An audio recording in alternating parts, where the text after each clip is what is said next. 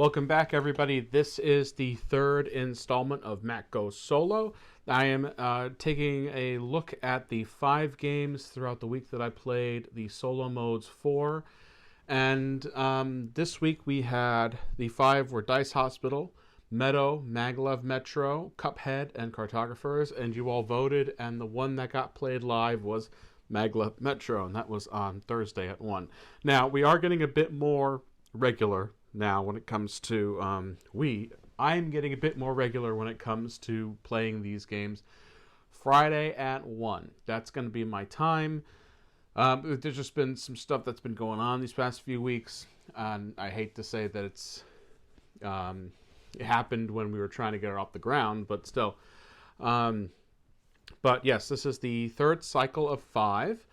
And I'm going to give you my thoughts on them. And once the next cycle of 5 are done, then I'm going to rank them on how I feel they did with the solo mode. So the first one, first off, I like all these games.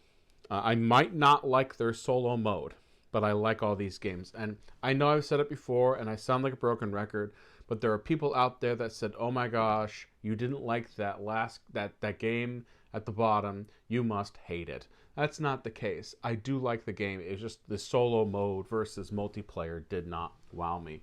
Because at the very bottom of this one at a 7.15 was the game we played live, and that is Maglev Metro.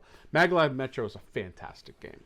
I think it's one of the more unique games out there where you're building this train that can really only move in one direction, and you need to spend actions to turn it around. The game does take a little bit to get going when you play it multiplayer. The solo, however, I felt it was a little more punishing than it needed to be. Now you can take a look at the playthrough, check it out there. It was very much, how do I say this? You weren't concentrated on points you were getting. You were concentrated more on trying to get that bag filled and pushing all that out there. And the game didn't work well against me. I had there are some mechanics in solo where you take cards and you can't build certain sections on what that says there, which is fine, but I felt it very punishing. And I spent most of my time, instead of getting points, trying to build stations that were getting more and more difficult to do. So I really like Maglev Metro. I think it's like an 8.5 for me out of 10 when it comes down to my rating when I play multiplayer. But when I'm playing solo, it was a 7.15. I was surprised when I looked back and saw that the game was only 28 minutes long.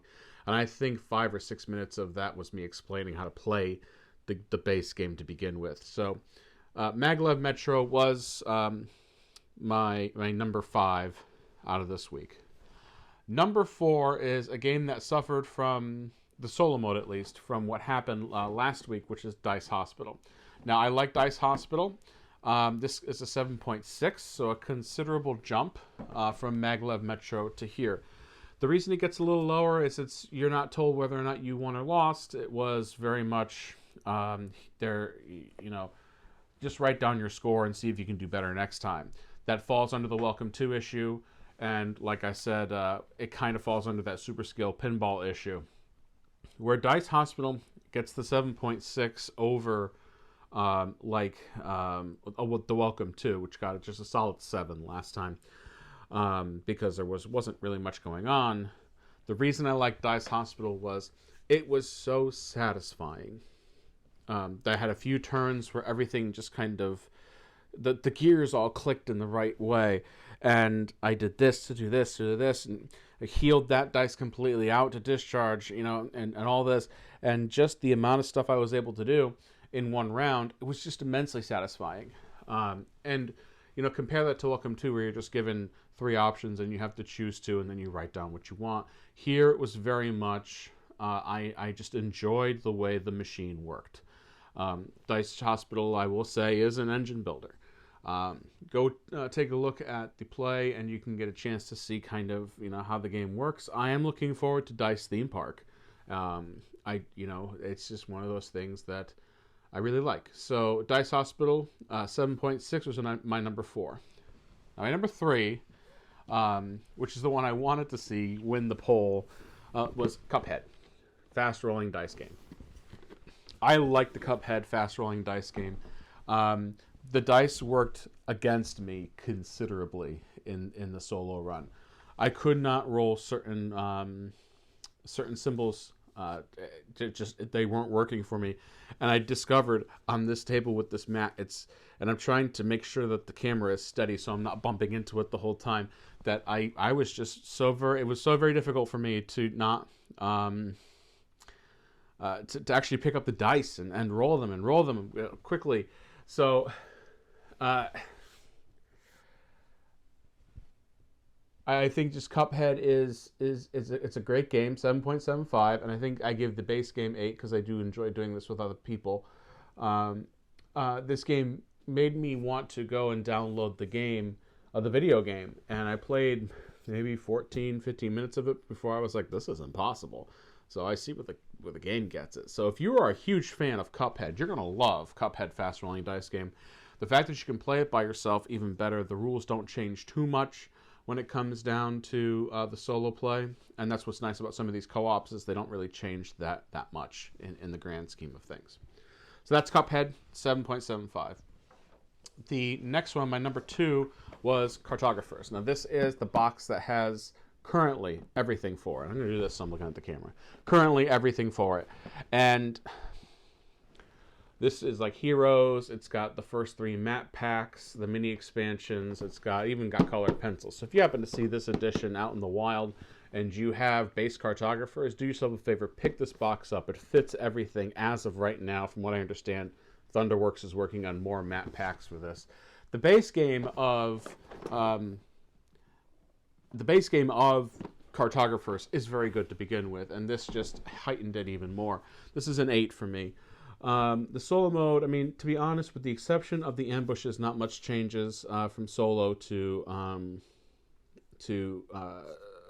multiplayer to solo.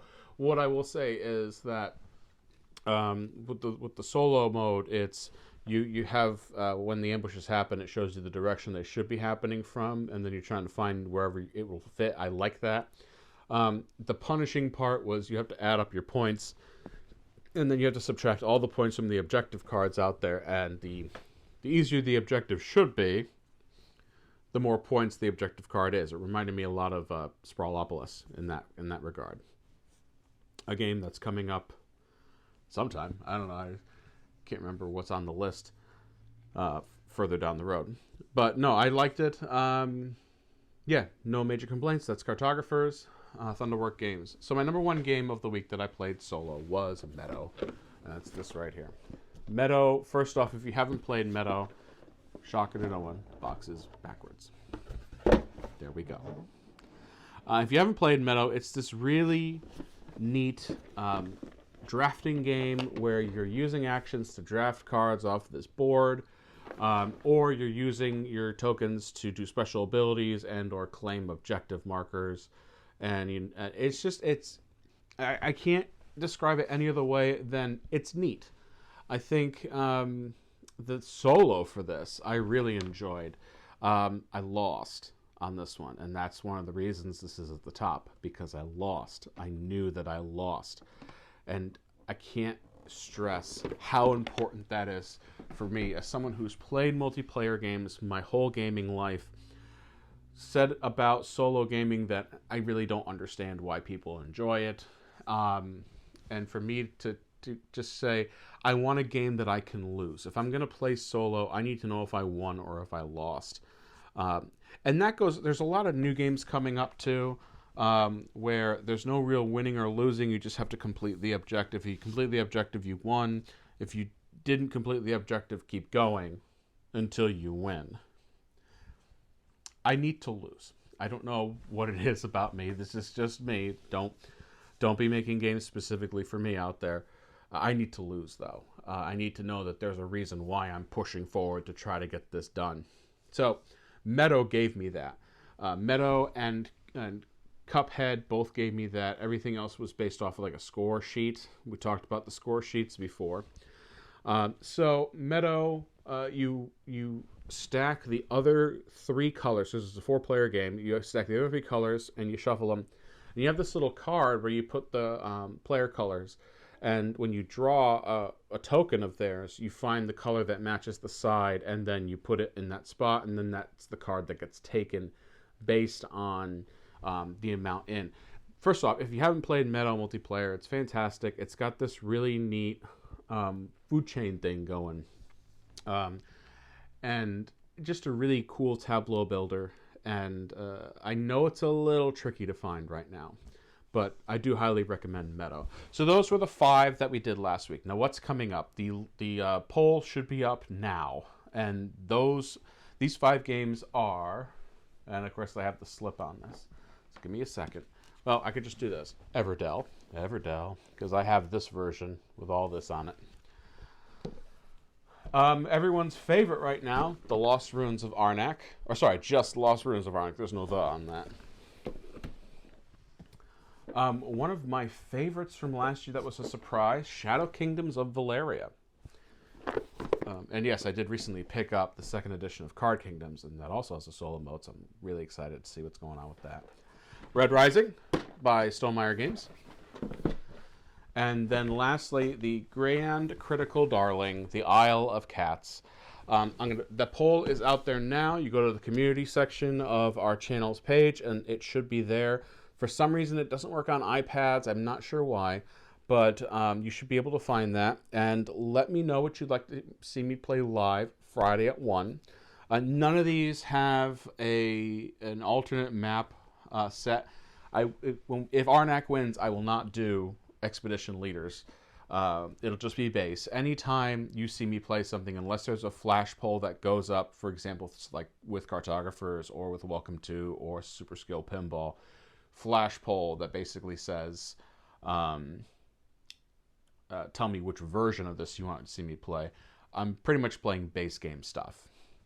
So that's going to be it for today. Make sure you vote. Thank you for joining me. And then after those 5, and I do a video like this, what we're going to do is I'm going to do a 20 ranking of these games as they stand in the solo. But I'm going to invite Jen with me to do that, because what we're going to do is she's going to be my voice of the multiplayer. So once we have that, then we'll have kind of an interesting video and give you all our thoughts on these 20 games, and then we'll have the next list of 20 games until I've played through everything in the collection that has a solo mode. And yes, that is getting larger as we accrue more games that have solo modes on them. A few that we've gotten recently, like I said, Card Kingdoms, Valeria Card Kingdoms, I believe Endangered has a solo mode. What else? Something got played recently, we just put right on the shelf. It was really good.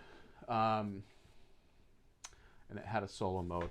Anyway, but you understand what I'm saying here. So if something is new in the collection, has a solo mode, and we know we're keeping it, it's going to get played in this series.